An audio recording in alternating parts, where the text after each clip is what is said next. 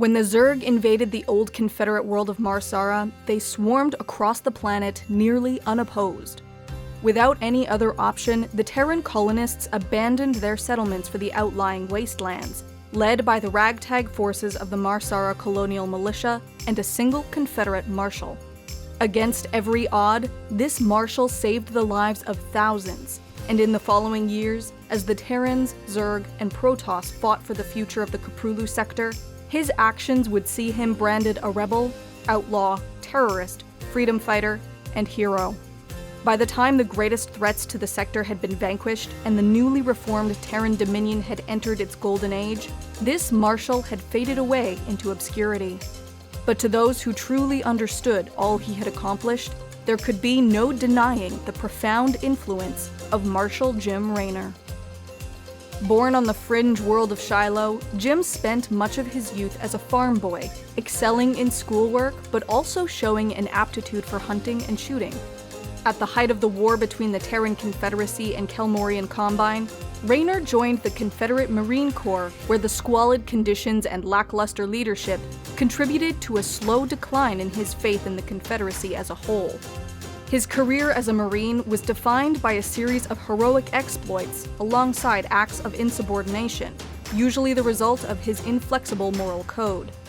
Raynor and fellow Marine Tychus Findley deserted the military towards the end of the war, becoming wanted outlaws on the frontiers of Confederate space.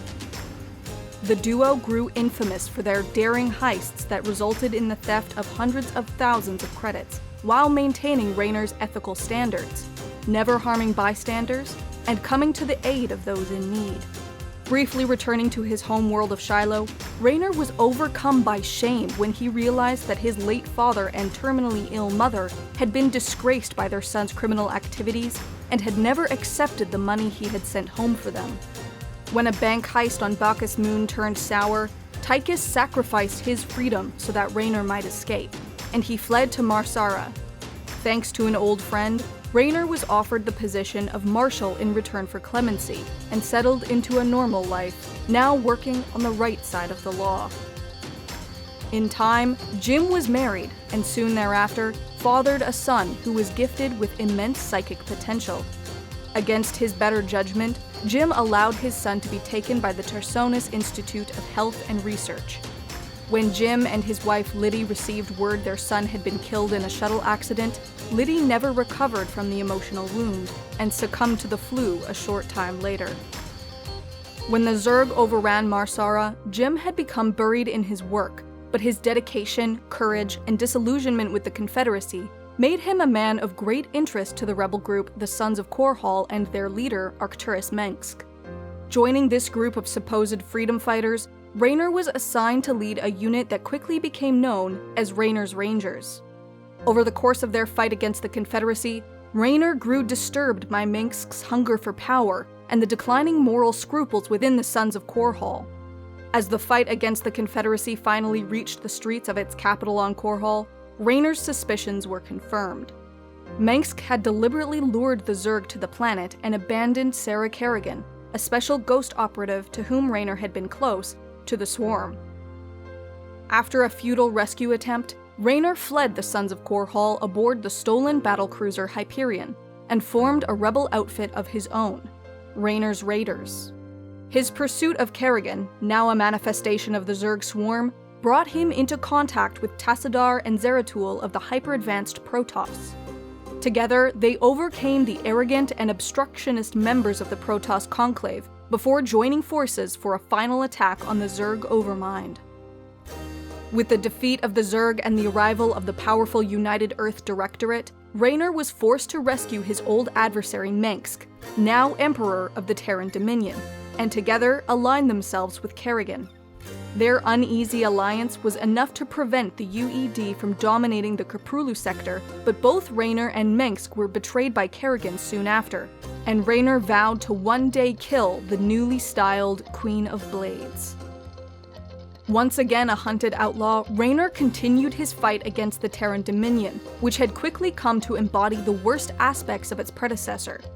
Low on morale and resources, Raynor was approached by his old friend Tychus Findley with a job offer from the mysterious Mobius Foundation. The duo worked to acquire powerful artifacts of the long-extinct Xel'Naga race, held by fanatical elements of the Protoss and also sought by Kerrigan, who launched an enormous invasion of the Terran Dominion in an attempt to track them down. Together with Valerian Mengsk, the man behind the Mobius Foundation and heir apparent of the Dominion, Raynor and Findley successfully activated the Xel'Naga artifacts on the Zerg stronghold of Char, decimating the swarm and restoring Kerrigan to her human form. However, Findley was revealed to be an agent of Arcturus Mengsk, and Raynor, overcome with emotion, was forced to kill him before his old friend could do what Raynor himself had once vowed.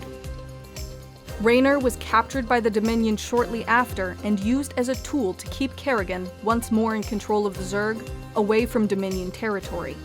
The plan failed. Raynor was freed and, together with Kerrigan and her swarm, arrived on the capital world of Korhal. Mengsk was killed in the ensuing battle, and Raynor finally made his peace with Kerrigan, who departed to confront a far greater threat that loomed over the Koprulu Sector. When this threat became known to the wider galaxy, and the forces of the Terrans, Protoss, and Zerg entered the strange reality known as the Void, Jim Raynor was among them, beckoned, it is said, by Kerrigan herself. Raynor was, above all, an honorable man who strove to do the right thing, no matter the difficulty or the cost. He was fiercely loyal to his friends and to his cause, well-liked and admired by those he served with. While overzealous and perhaps even naive at times, he was a skilled and reliable leader, resourceful and persistent, no matter how grave the circumstances. That such a man might survive the confrontation in the Void is not impossible, and some say that he spends his days once again in a dingy bar on Marsara.